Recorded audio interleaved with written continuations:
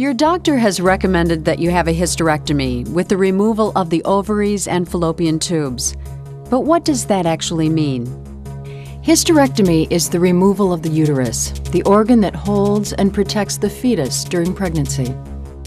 Hysterectomy often also involves the removal of other parts of the reproductive system, including the ovaries, where eggs are produced, the fallopian tubes, which carry the eggs to the uterus, and the cervix, or neck of the uterus.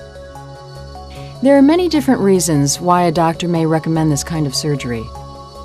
In many cases, disease or the growth of abnormal tissue will lead a doctor to recommend the removal of the uterus, the ovaries, and fallopian tubes.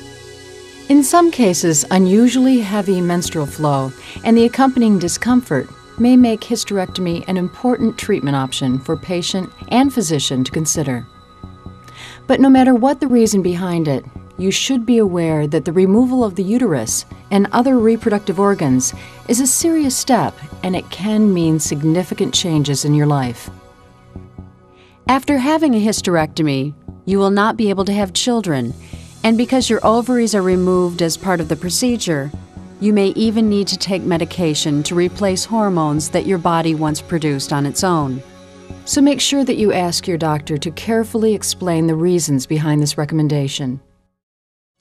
On the day of your operation, you will be asked to put on a surgical gown.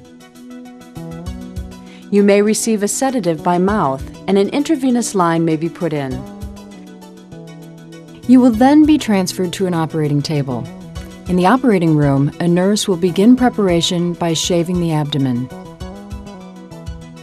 The anesthesiologist will begin to administer anesthesia, most probably general anesthesia.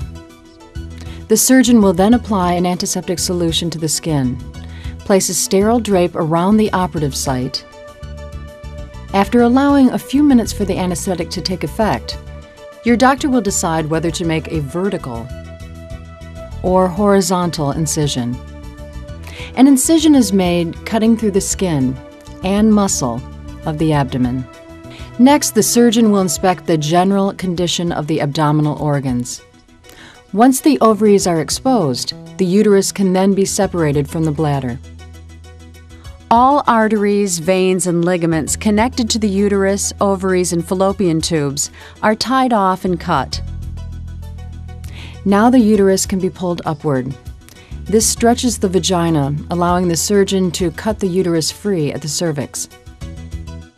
The surgeon closes the top of the vagina with stitches and provides added support by attaching the ligaments that once held the uterus, ovaries, and fallopian tubes in place.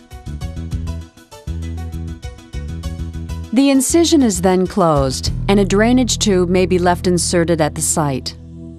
Finally, a sterile bandage is applied.